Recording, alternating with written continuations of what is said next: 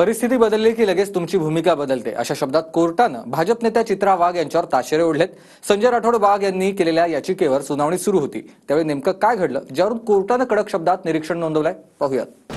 मैं गई हूँ ना न्यायालय में, आप मेरे को मत भी सिखाइए, चलिए आप मेरे को मत भी सिखाइए, चलिए या असले पत्रकारांना बोलवू नका तुम्ही. सुपाऱ्या घेऊन इकडे आम्हाला प्रश्न विचारायला येतात, सुपाऱ्या घेऊन इकडे आम्हाला प्रश्न विचारायला येतात. मी कोर्टात संजय राठोडांविरोधात लढत असताना पत्रकार सुपाऱ्या घेऊन प्रश्न विचारतात असा आरोप भाजपच्या चित्रा वाघ यांनी काही महिन्यांपूर्वी केला होता.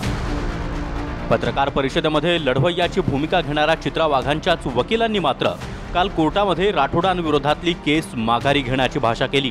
त्यावरून चित्रा वाघांसारखे राजकारणी जनहित याचिकांद्वारे राजकारण करून न्यायालयांना त्यात खेचतात या शब्दात कोर्टानं समाचार घेतला. संजय राठोडांविरोधातलं प्रकरण काय? एका तरुणीसोबत मंत्री संजय राठोडांचे फोटो व्हायरल झाले होते. काही संवादाच्या क्लिप्स देखील होत्या. त्या तरुणीच्या संशयास्पद मृत्यूनंतर तेव्हा विरोधातल्या भाजपनं राठोड यांच्या विरोधात रान पेटवत राजीनामा मागितला. राजीनाम्यानंतर राठोडांविरोधात गुन्हा दाखल होऊन सीबीआय तपासाच्या मागणीसाठी चित्रा वाघ कोर्टात गेल्या होत्या. या पार्श्वभूमीनंतर काल कोर्टात काय घडलं? 3 वर्षांपासून राठोडांविरोधातल्या केसमध्ये काय केलं असा सवाल न्यायाधीशांनी सरकारी वकिलाला केला. वकील म्हणाले की तरुणीच्या आत्महत्येवेळी राठोड नागपुरात होते.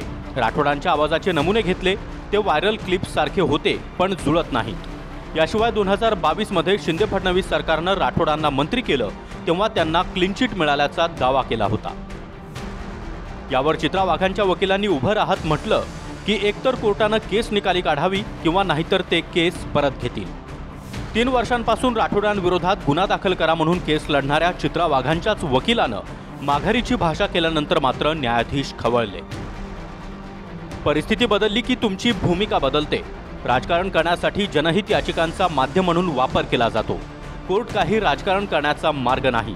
तुमची भूमिका काय ते तुम्हाला स्पष्ट करावं लागेल, अशा शब्दामध्ये मुख्य न्यायमूर्ती देवेंद्र कुमार उपाध्याय आणि न्यायमूर्ती अमित बोरकरांच्या खंडपीठानं चित्रा वाघ यांच्या वकिलांना खडसावलं. त्यावर चित्रा वाघांच्या वकिलांना नंतर आपल्याला याचिका मागे घेण्याचे कोणतेही निर्देश मिळाले नाहीत. आपण ज्या दिवशी पुढची तारीख द्याल त्या दिवशी युक्तिवाद करू म्हणून कोर्टाच्या ताशेरे ओढण्याच्या मालिकेला पूर्णविराम दिला. आता चित्रा वाघांचाच वकील कोर्टात केस माघारीची भाषा करतोय. दुसरीकडे वाघ म्हणतायत की आपण तसं वकिलांना काहीही सांगितलं नव्हतं. हे प्रकरण मागे घेण्याच्या कुठल्याही सूचना माझ्या वकिलांना दिलेल्या नाहीत. न्यायालयाने एखादी मौखिक टिप्पणी केली याचा अर्थ तो त्या प्रकरणाचा अंतिम निकाल नाही. न्यायालयात हे प्रकरण सध्या सुरू आहे आणि तिथे मेरिटवरच निर्णय होईल हा माझा ठाम विश्वास आहे. चित्राताईंचा स्वभाव आहे विचित्र वागणं. सातत्याने त्या आकात तांडव विचित्र वागणं त्यांचं सुरूच राहतं आणि या खोके सरकारचे खोके त्यांना मिळालेले दिसत आहेत म्हणून त्यांनी त्यांची बाजू पलटलेली आहे. एकंदरीत असंच म्हणावं लागेल. चित्राताई अवास्तविक नेहमीच बोलत असतात आणि आत्ता अवास्तविक वागतात पण आहेत. इतर वेळेला महिलांचा आव आणणाऱ्या चित्राताई आज सगळं काही विसरून खोक्यांच्या मागे लागलेलं आहे असं म्हणायला काहीच हरकत नाही. उद्धव ठाकरेजी, ह्या हरामखोर संजय राठोडचा राजीनामा घ्या. हा हरामखोर आहे, हा असा आहे, हा तसा आहे असं छाती ठोकून बोंब मारणारी चित्रा वाघ आज तोंडघशी पडली. तुमचा किती वापर करून घेतलेला आहे तुमच्या पक्षाने याचा थोडासा विचार करा. आणि आता तरी आदरणीय उद्धव साहेबांवरती बोंबलणं भुंकणं, संजय राऊत साहेबांवरती बोंबलणं भुंकणं बंद करा. यवतमाळमध्ये राठोडांच्याच केसबद्दल प्रश्न केल्यानं चित्रा वाघांनी कोर्टात गेल्याचं कारण देत पत्रकारावर राग केला होता. नहीं मत छापो, मत और मत छापो, कोई बात नहीं. हमारी लड़ाई चल रही है. इधर भाषण ठोकने से अच्छा मेरे साथ लड़ाई में आओ. एक ही क्वेश्चन पूछना है. आप कोई क्वेश्चन ही मत पूछो. आपको कोई अधिकार नहीं है. आप कोई अधिकारी नहीं. अशांना बोलू नका याच्या पुढे. यांना बोलू नका माझ्या प्रेसला याच्या पुढे. मत आऊया आप कोई हुई क्या मनता ये है क्या न्याय व्यवस्था है क्या? मैं गई हूँ ना न्यायालय में, आप मेरे को मत भी सिखाइए, चलिए आप मेरे को मत भी सिखाइए, चलिए. या असल्या पत्रकारांना बोलवू नका तुम्ही, सुपाऱ्या घेऊन इकडे आम्हाला प्रश्न विचारायला येतात. अरे तुम्हाला तर सगळ्यांना मीच पुरून उरणार आहे. मात्र त्यावेळी उद्धव ठाकरे मुख्यमंत्री होते तेव्हा त्यांनाच संजय राठोडांवर कारवाई करा म्हणून आव्हान देणारा चित्रा वाघ आता त्यांचंच सरकार असून देखील सरकारऐवजी प्रकरण न्यायप्रविष्ठ असल्याचं सांगताय.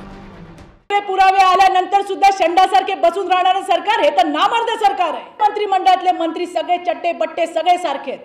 पण मुख्यमंत्री महोदय तुमच्याकडनं आम्हाला अपेक्षा आहे, उद्धव ठाकरे मुख्यमंत्रीच्या खुर्चीवर नसते आणि शिवसेना प्रमुख म्हणून फक्त असते तर फाडून खाल्ला असता या संजय राठोड सारख्या सगळ्या कुत्र्यांना. पण आज मला हे दुर्दैवाने सांगावं लागतंय साहेब, खुर्ची इतकी वाईट आहे का की राज्यातल्या मुलीबाळीची किंमतच त्याची म्हणजे त्यांच्या अब्रूची किंमत या खुर्ची पुढे काहीच नाही. सध्या हे प्रकरण न्यायप्रविष्ट आहे आणि त्यामुळे त्यावर बाहेर टिप्पणी करणं योग्य ठरणार नाही. न्यायालयात हे प्रकरण सध्या सुरू आहे आणि तिथे मेरिटवरच निर्णय होईल हा माझा ठाम विश्वास आहे. धन्यवाद. जय हिंद, जय महाराष्ट्र. गेल्या सरकारमध्ये तरुणीच्या कुटुंबियांनी कुणाविरोधातही तक्रार देण्यास नकार दिला. आता वाघ यांच्या भाजपचं सरकार आहे, स्वतः सरकार पुढाकार घेऊन गुन्हा दाखल करू शकतं. मात्र सरकारी वकिलांचाच युक्तिवाद राठोडांबद्दल मवाळा आहे आणि कोर्टात सरकारी वकिलाची भूमिका हीच सरकारची भूमिका असते.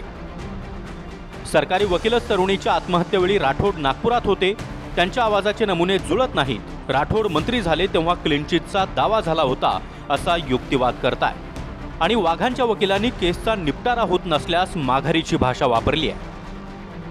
सरकार बदलली की कोर्टामधल्या खटल्यांचं चित्रही कसं बदलतं यावर स्वतः कोर्टानंच अनेकदा मिश्किल टिप्पण्या केल्या. सत्तेत जाण्यापूर्वी शिंदे फडणवीस सरकार विरोधात भुजबळांनी निधी मिळत नसल्याची केस केली होती. त्यानंतर विकासाचं कारण देत भुजबळ अजितदादांसोबत सत्तेत गेले. त्यानंतर आता केस चालू ठेवायची आहे की नाही असा टोला न्यायाधीशांनीच भुजबळांना लावला. त्यावर स्वतः भुजबळांच्या वकिलांनी कोर्टाकडून वेळ वाढवून मागितला. सत्तेत जाण्यापूर्वी 2023च्या मार्च एप्रिलमध्ये हसन मुश्रीफांवर अनेकदा ईडीचे छापे पडले. विकासाचं कारण देत जुलै 2023ला ते अजितदादांसोबत सत्तेत गेले. योगायोगानं मुश्रीफ सत्तेत गेल्यानंतर त्यांच्या विरोधातल्या पहिल्याच तारखेला ईडीचे वकील गैरहजर राहिले. कोर्टानं कानउघाडणी केल्यानंतर दुसऱ्या तारखेला देखील ईडीनं स्वतःहून वेळ वाढवून मागितला. एका प्रकरणामध्ये भुजबळांना परदेश दौऱ्यावर निर्बंधासाठी ईडीनं केस केली होती. भुजबळ सत्तेत गेल्यानंतरच्या 2 महिन्यांनी याच प्रकरणात सुनावणी झाली. त्यावेळी नेमकी केस काय होती हेच ईडीच्या वकिलांना कोर्टात आठवलं नाही. त्याची कागदपत्रही मिळाली नाही. यावर कोर्टानं ईडीच्या वकिलांबद्दल आश्चर्य व्यक्त केलं होतं. आणि आता राठोड महाविकास आघाडीमध्ये असताना व्हायरल क्लिपमधला आवाज राठोडांचाच असल्याचा दावा भाजप नेते करत होते.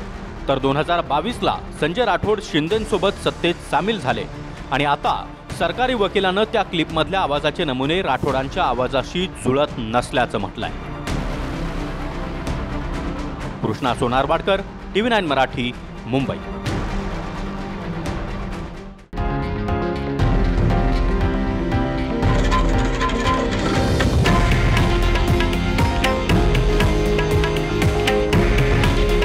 हे आहे देशातील नंबर 1 न्यूज नेटवर्क आणि आपण पाहत आहात TV9 मराठी. काळजी तुमची, हित महाराष्ट्राचं.